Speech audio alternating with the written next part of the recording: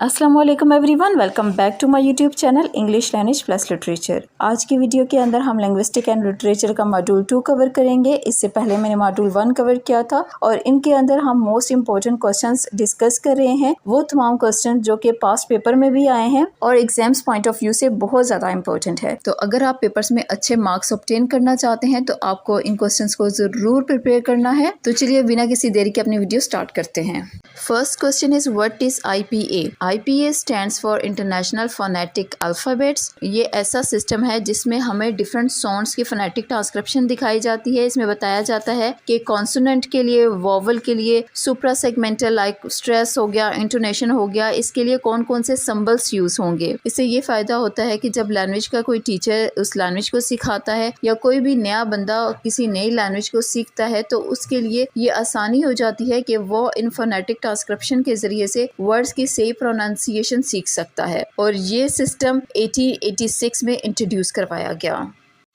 Next question is what is allophone? Allophone को understand करने के लिए हमें सबसे पहले फ़ोन के बारे में पता होना चाहिए कि फ़ोन क्या होता है। अ phone is a smallest unit of sound in speech that can isolate it without considering of its function with a particular language. It represents a distinguished sound in speech. तो फ़ोन दर हकीकत किसी भी phone दर हकीकत smallest possible unit होता है। जिस तरह से हम इंग्लिश लैंग्वेज के अंदर देखें तो हमारे कॉन्सोनेंट साउंड्स होती हैं, कुछ हमारी वोवल साउंड होती हैं। अगर हम इंग्लिश लैंग्वेज के अंदर देखें तो इंग्लिश लैंग्वेज के अंदर जिस तरह से हम देखते हैं कि 44 साउंड है, इनमें से कुछ कॉन्सोनेंट है, कुछ वोवल है। इंडिविजुअली तौर पे जब हम इन सारी साउंड्स को देखें तो ये फ़ोन कहलाती हैं और इन्हीं साउंड्स को मिला के हम नया कोई वर्ड बनाते हैं।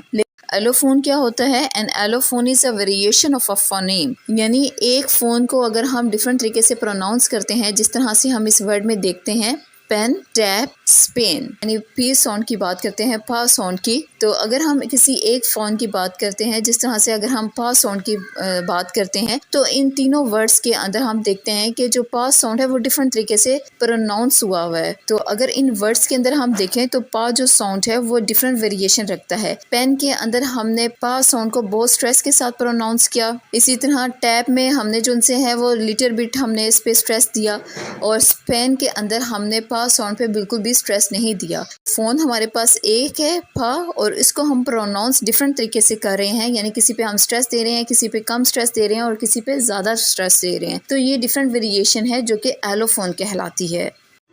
अब next question is what is mean by weak form? English language के अंदर हम देखें तो वर्ड्स दो तरह की प्रोनाउंसिएशन रखते हैं, एक है वीक फॉर्म और दूसरी इनकी स्ट्रॉन्ग फॉर्म होती है। तो ये वर्ड कोई भी हो सकते हैं, यानी आर्टिकल हो सकते हैं, प्रेपोजिशन हो सकते हैं, कंजक्शन, ऑक्सिलरी वर्ब्स, कोई भी वर्ड हो सकते हैं। लेकिन सवाल ये पैदा होता है कि कहाँ पे हम इनकी वीक फॉर्म यूज़ करते हैं और कहाँ पे स्ट्रॉन्ग फॉर्म यूज़ करते हैं। तो एक्चुअली जब हम इसे इंडिविजुअली तौर पे इन वर्ड्स को बोलते हैं, जिस तरह से सपोज वर्ड एंड है, तो जब हम इसे इंडिविजुअली तौर पे बोलेंगे तो हम इसे स्ट्रेस दे के बोलते हैं। लेकिन जब हम इसे सेंटेंस के अंदर या रोज़मर्रा ज़िंदगी के अंदर जब इन वर्ड्स को हम सेंटेंसेस के अंदर यूज़ कर रहे होते हैं तो अपनी ज़बान को फ्लुएंट बनाने के लिए, स्मूथ बनाने के लिए, नेचुरल बनाने के लिए हम क्या करते हैं, इन वर्ड्स पे कम स्ट्रेस देते हैं, इनकी वीक फॉर्म यूज़ करते हैं। तो इंडिविजुअली तौर पे जब हम इन वर्ड्स को प्रोड्यूस करते हैं तो हम इनकी स्ट्रॉन्ग फॉर्म यूज़ करते हैं और जब हम सेंटेंस के अंदर अपनी बोलचाल के दौरान जब हम इनको यूज़ कर रहे होते हैं तो अपनी ज़बान को फ्लुएंट बनाने के लिए, स्मूथ और नेचुरल बनाने के लिए हम इनकी वीक फॉर्म यूज़ करते हैं और इस फिनोमेना को ग्रेजुएशन कहते हैं। Next question is what is supra segmental feature? Supra segmental feature को हम पैरासोडिक फीचर्स भी कहते हैं और इन फीचर्स के अंदर इंक्लूड होता है stress, pitch, length of intonation etcetera.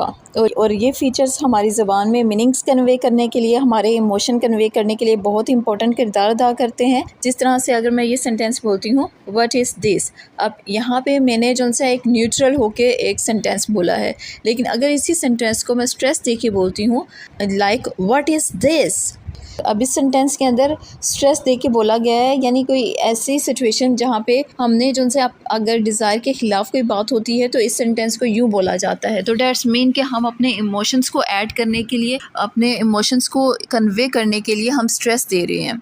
तो सुप्रा सेगमेंटल फीचर्स के थ्रू हम अपनी कन्वर्सेशन के दौरान वर्ड्स सेम होंगे, लेकिन सम टाइम हम अपने मीनिंग को कन्वे करने के लिए, अपने इमोशंस को कन्वे करने के लिए हम जिनसे इनका यूज़ करते हैं। और स्ट्रेस को भी देखें तो ये दो तरह के होते हैं। एक प्राइमरी स्ट्रेस होता है जिसमें वर्ड पे ज़्यादा स्ट्रेस दिया जाता है, दूसरा सेकेंडरी होता है जिसमें वर्ड्स पे कम स्ट्रेस दिया जाता है। और आमतौर पे जब भी किसी वर्ड के ऊपर स्ट्रेस दिया जाए और या फिर वर्ड के अंदर किसी स्पेसिफिक साउंड पे स्ट्रेस दिया जाए तो उसे स्ट्रोक के साथ रिप्रेजेंट किया जाता है। And the question is, what is intonation and what are basic patterns? Intonation refers to variation in pitch while speaking. It plays a crucial role in conveying different meanings, emotion and grammatical structures. Sometime अपनी रोज़मर्रा बातचीत में हम emotion add करने के लिए या अपने सेंटेंस का सही मीनिंग कन्वे करने के लिए, इमोशन ऐड करने के लिए हम उसमें डिफरेंट पिच का यूज़ करते हैं। समटाइम हमें हाई पिच से लो पिच की तरफ आना पड़ता है, तो ये जो वेरिएशन होती है उसे हम इंटोनेशन कहते हैं। फॉर एग्जांपल अगर यूँ सेंटेंस बोला जाए, आर यू कमिंग, यहाँ पे हम हाई पिच से लो पिच की तरफ गए हैं। और इसी तरह अगर ये सेंटेंस बोला जाए, वेयर आर यू, और यहाँ पे हम लो पिच से हाई पिच की तरफ गए हैं। तो ये पिच के दौरान जो वेरिएशन होती है उसे हम इंटोनेशन कहते हैं। इसके 4 पैटर्न्स होते हैं जो कि ये हैं।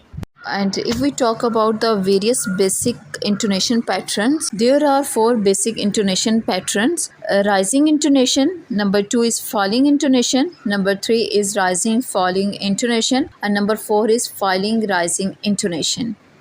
And next question is what is syllabic consonant. तो इसके लिए हम सबसे पहले सिलेबल देख लेते हैं। A syllable is a unit of pronunciation having 1 vowel sound. Syllable दर हकीकत यूनिट ऑफ प्रोनाउंसिएशन होती है जिसके अंदर एक वॉवल साउंड ज़रूर होता है। लेकिन सिलेबिक कॉन्सोनेंट क्या होता है? It is a consonant that form a syllable on its own without a consonant. For example in English word button there are 2 syllable are there. First के अंदर हम देखें तो इसके अंदर हमारा वॉवल साउंड मौजूद है, जबकि सेकंड के अंदर जो एन साउंड है वो अपने तय वो है तो कॉन्सोनेंट, लेकिन यहाँ पे वो perform as a vowel sound कर रही है जिसे हम सिलेबिक कॉन्सोनेंट कहते हैं।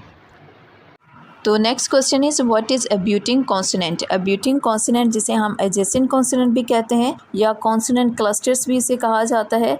और जब एक वर्ड के अंदर 2 या 2 से ज़्यादा कॉन्सोनेंट साथ साथ पाए जाए, जिस तरह से वर्ड है मिस्ट्री। अब इसके अंदर हम देखें तो एस टी दोनों लेटर्स जो से कॉन्सोनेंट हैं और एक दूसरे के साथ साथ हैं, तो इसे अब्यूटिंग कॉन्सोनेंट कहा जाता है। और अगर हम इनकी पोजीशन की बात करें तो ये अब्यूटिंग कॉन्सोनेंट वर्ड के स्टार्ट में भी हो सकते हैं, मिडल में भी और वर्ड के एंड में भी आ सकते हैं।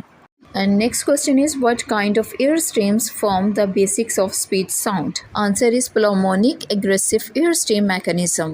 और इसके ज़रिए से इंसान डिफरेंट साउंड्स को प्रोड्यूस करने के काबिल होता है। और इस मैकेनिज्म में होता क्या है कि हवा हमारे लंग्स के ज़रिए से हमारे वोकल ट्रैक तक पहुंचती है, जिसके ज़रिए से हम डिफरेंट आवाज़ें प्रोड्यूस कर पाते हैं, including different consonant, different vowels. और ये most common air stream mechanism है जिसके ज़रिए से इंसान डिफरेंट आवाज़ें प्रोड्यूस कर पाते हैं। तो ये तो थी आज की वीडियो। उम्मीद है आपको वीडियो अच्छी लगी होगी, और अगर आपको वीडियो पसंद आती है तो प्लीज़ इसे लाइक ज़रूर कीजिएगा। और अगर आप लिटरेचर एंड लिंग्विस्टिक के स्टूडेंट हैं और अपनी ग्रामर भी ठीक करना चाहते तो आप मेरे चैनल को सब्सक्राइब कर सकते हैं, क्योंकि मेरे चैनल पे ग्रामर से रिलेटेड और लिटरेचर लिंग्विस्टिक से रिलेटेड बहुत सी वीडियो आपको मिल जाएंगी। तो मिलते हैं नेक्स्ट वीडियो में, तब तक अपना बहुत सा ख्याल रखिएगा।